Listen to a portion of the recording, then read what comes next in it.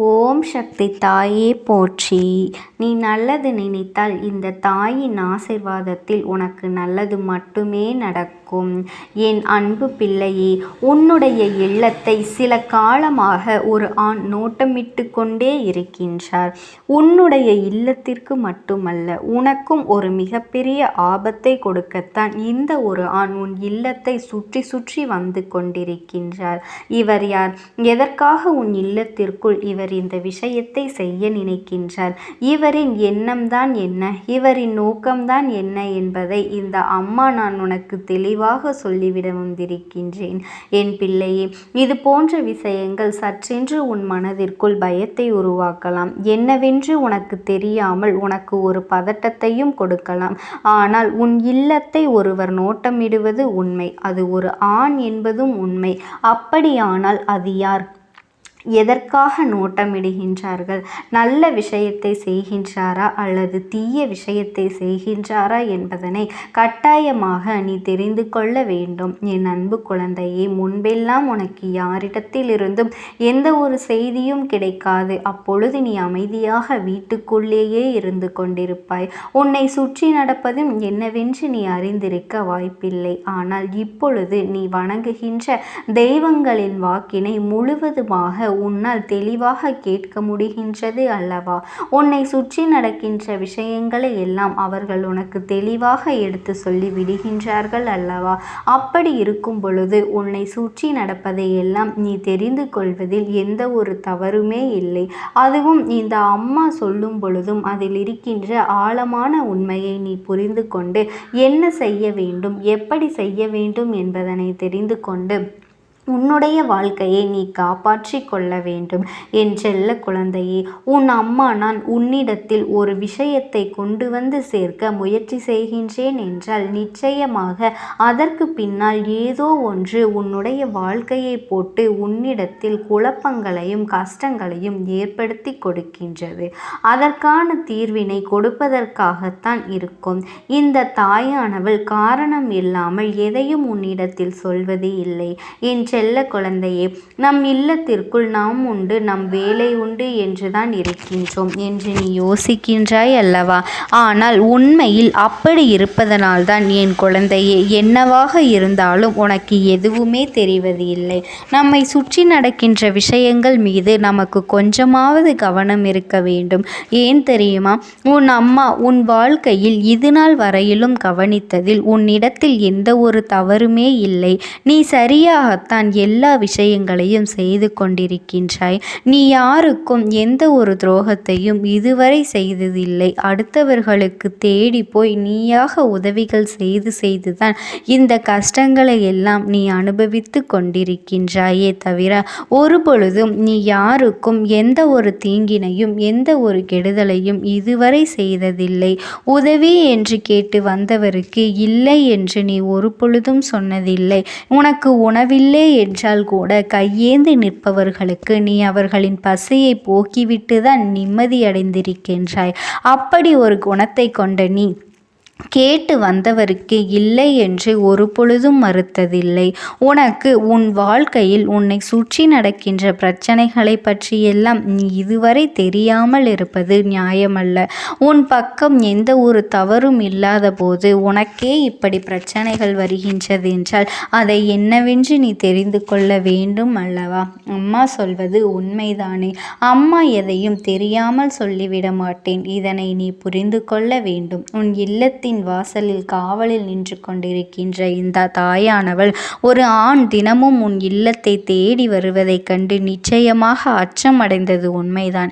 எதனால் இவர்கள் இத்தனை நம்பிக்கையோடு உன்னுடைய இல்லத்திற்கு வருகின்றார்கள்?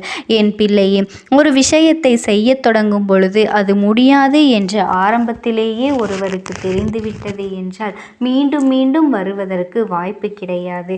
ஆனால் இவரும் உனக்கு எதையாவது சாதித்து கொடுத்துவிட வேண்டும் என்று மீண்டும் மீண்டும் வந்து கொண்டிருக்கின்றார் என்றால் அது நிச்சயமாக என்னவென்று தெரிந்து கொள்ள வேண்டும் அல்லவா? அதனால்தான் இந்த தாயானவள் அவர் யார் என்று தெரிந்து கொள்ள முயற்சி செய்து அவர் யாரென்றும் கண்டு கொண்டேன்.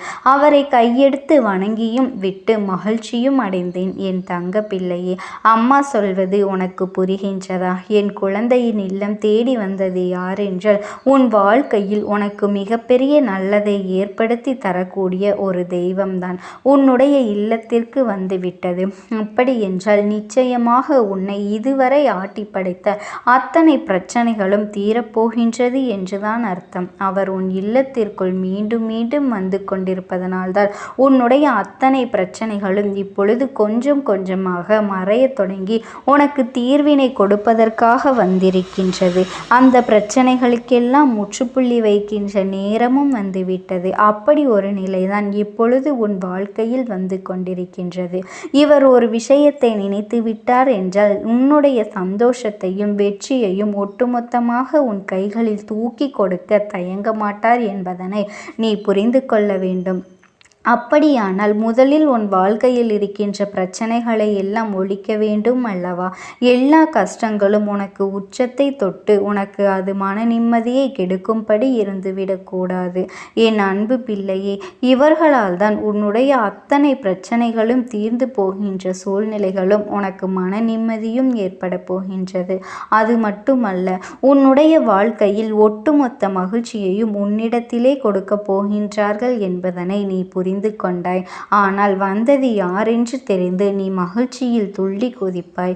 என் செல்லமே, உன்னுடைய வாசலுக்கு தினமும் வந்து செல்கின்ற ஒரு ஆண் உன்னுடைய குலதெய்வம்தான். என் பிள்ளையே, உன்னுடைய குலதெய்வம் உன் வாழ்க்கையில் எந்த ஒரு விஷயம் நடந்தாலும் முதலிலே நல்லதாக முடித்து கொடுக்க வேண்டும், நன்மையை கொடுக்க வேண்டும் என்று ஆசைப்படுபவர்களில் முதன்மையானவர்களாகவும் இருக்கின்றார்.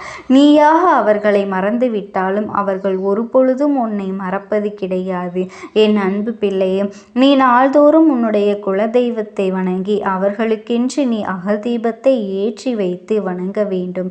என் அன்பு பிள்ளையே, உன்னுடைய வேலையின் காரணமாகவோ சூழ்நிலையின் காரணமாகவோ அடிக்கடி உன்னால் இரவு நேரங்களில் உன் இல்லத்தில் இருக்க முடியாத சூழ்நிலைகள் வந்து விடுகின்றது.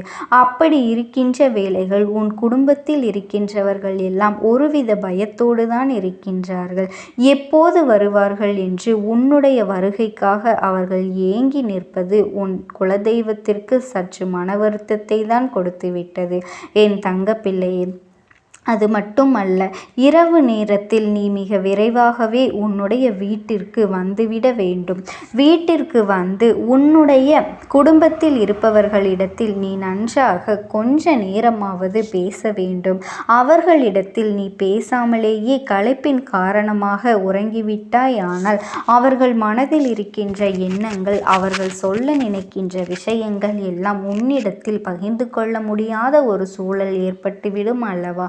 அப்படி இருக்கும் பொழுது உன் குடும்பத்தில் இருப்பவர்கள் தன்னுடைய வேதனைகளை, தன்னுடைய கஷ்டங்களை, தன் மனதில் இருக்கின்ற ஆசைகளை எல்லாம் யாரிடத்தில் பகிர்ந்து கொள்வார்கள்? நம் குடும்பத்தில் இருப்பவர்கள் அவர்களை நாம் தானே கவனிக்க வேண்டும். அவர்கள் என்ன சொல்கின்றார்கள் என்று நாம் தானே காது கொடுத்து கேட்க வேண்டும். அவர்களுக்கென்று நாம் நேரத்தை ஒதுக்காமல் வேலை வேலை என்று உனக்கான பிரச்சனைகள் அதிகமாக இருக்கின்றது என்றோ அவர்களிடத்தில் நீ சரியாக பேசவில்லை என்றால் அதுதான் உன் எதிர்காலத்தில் மிகப்பெரிய கஷ்டங்களாக வந்து நிற்கும்.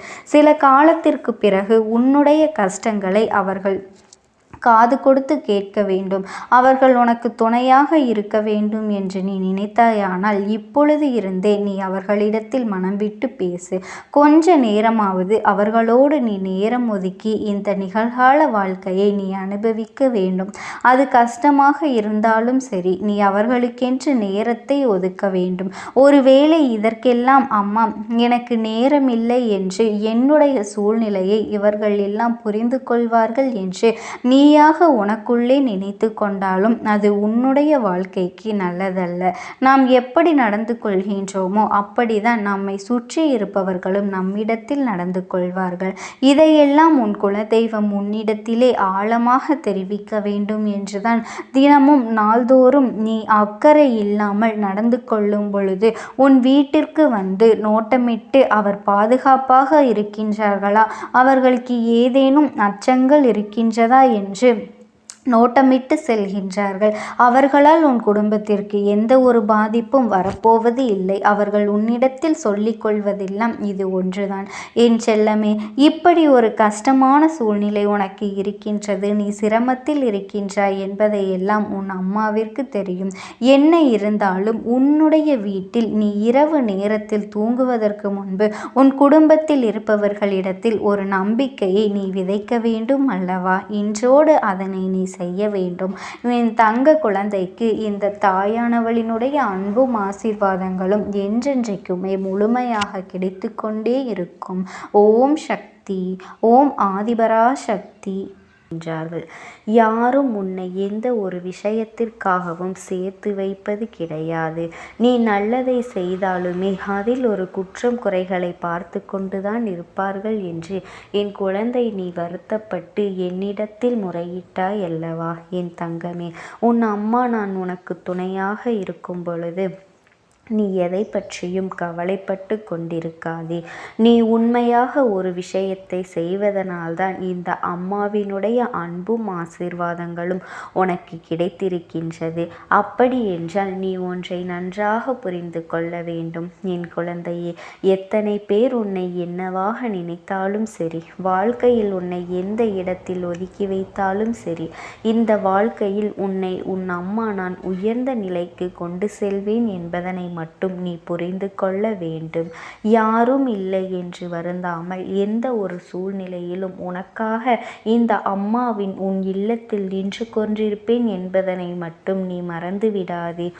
என் தங்க பிள்ளையே, பணம் மட்டும்தான் உலகம் என்று நினைத்த சில நல்ல மனங்களை கொண்ட மனங்களை காயப்படுத்துகின்றார்கள் அல்லவா? அப்படிப்பட்ட மனது இந்த பூமியை தவிர வேறு எங்கும் செல்லாதபடி ஆகும். இன்று உயிரோடு இருக்கும் வரை மட்டுமே அதை அனுபவிக்க முடியும். ஒருவேளை நாளை அவர்கள் இறந்து விட்டால் அதை கூட அவர்கள் எடுத்து செல்ல முடியுமா? நிச்சயமாக முடியாது. இதையெல்லாம் அவர்களுக்கு உணர்த்தக்கூடிய காலம் வந்துவிட்டது. என் தங்க பிள்ளையே, அன்பாக பழகுவதை எல்லாம் மறந்து அழகாக எப்படி உண்மையாக பழக வேண்டும் என்று இந்த வாழ்க்கை உனக்கு கற்றுக் கொடுத்திருக்கின்றது அல்லவா? இதுவும் உனக்கு கிடைத்த நல்ல அனுபவம்தான் என்பதனை நீ மறந்து விடாதே.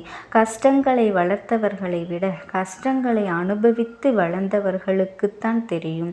என் தங்க குழந்தையே, ஒவ்வொருவர் வாழ்க்கை ஒவ்வொரு அடிக்கும் எவ்வளவு வலி என்று அவர்களுக்கு மட்டும்தான் தெரியும். தீராத பிரச்சனைகளை எல்லாம் தீர்த்துவிடும். ஆனால் இங்கு யார் முதலில் பேசுவது என்று ஆணவத்தில் தான் பல உறவுகள் பிரிந்து சென்று விடுகின்றது. என் குழந்தையே, மனிதர்கள் இது போன்ற விஷயங்களை எல்லாம் புரிந்து கொள்வதற்கான கால நேரம் இன்னும் வரவில்லை. அப்படி என்றால் அதனால் இந்த குடும்பத்தில் பல பிரச்சனைகள் பலரது வாழ்க்கையை புரட்டி வதைத்து கொண்டிருக்கின்றது. என் தங்கமே, ஒரு மனிதனை மகிழ்ச்சியாக மாற்றக்கூடியது அவருடைய செல்வமோ பொருளோ கிடையாது. போதும் என்கின்ற எண்ணமும் எது வந்தாலும் ஏற்றுக்கொள்ளக்கூடிய மனப்பக்குவம்தான் ஒரு மனிதனை மகிழ்ச்சியாக வாழ்க்கையில் மாற்றுகின்றது என்பதனை புரிந்து கொண்டாலே போதும். இந்த வாழ்க்கை உனக்கு மிக சிறப்பானதாக மாறிவிடும். என் தங்க குழந்தையே, ஏறக்குறைய நீ இந்த நிலைமைக்கு வாழ்க்கையில் வந்து கொண்டிருக்கின்றாய். என் செல்ல குழந்தையே, நீ இந்த நிலையில்தான் இப்பொழுது வாழ்க்கையில் வாழ்ந்து கொண்டிருக்கின்றாய். சில விஷயங்களை மட்டும் நீ உன்னுடைய வாழ்க்கையில் திருத்தி கொண்டால் போதும் என் அன்பு பிள்ளையே. அப்படிப்பட்ட நிலையை நீ அடையும் பொழுது உனக்கு இன்பம் துன்பம் எது வந்தாலும் இரண்டும் ஒன்றுதான் என்ற மனப்பக்குவத்தை நீ அடைந்து விடுகின்றாய். நீ மிகப்பெரிய ஞானியாக மாறிவிட்டது போன்ற எண்ணம் தானாக தானாகவே வந்துவிடும். எல்லா சூழ்நிலையிலும் உனக்கான நேரம் நீயாகவே உருவாக்கி கொள்ள தொடங்கிவிட்டாய் அல்லவா? அது மட்டுமல்ல என் அன்பு பிள்ளையே, உனக்கான நேரத்தை நீயே உருவாக்க தொடங்க வேண்டும். உனக்காக வேறு யாரும் வந்து எந்த ஒரு விஷயத்தையும் நிரூபிக்க முடியாது அல்லவா? அப்படி வேறு யாரும் நிரூபித்தாலும் அது உன்னை விட சிறப்பாக இருக்காது என்பதனை நீ புரிந்து கொள். இப்படித்தான் நான் இருக்க வேண்டும் என்று சொல்லி யாரையும் ஒரு அடியாக திருத்திவிட முடியாது அல்லவா? என் குழந்தையே, என்னவோ எண்ணங்கள் உன் மனதில் எப்பொழுதும் இருந்து கொண்டே இருக்கும். இத்தனை பேரும் உன்னை சுற்றி நடந்து கொண்டிருந்த செயல்களை பார்க்கும் பொழுது மனது படுகின்ற பாடு என்னவென்று உன் அம்மா நான் அறிவேன் அல்லவா?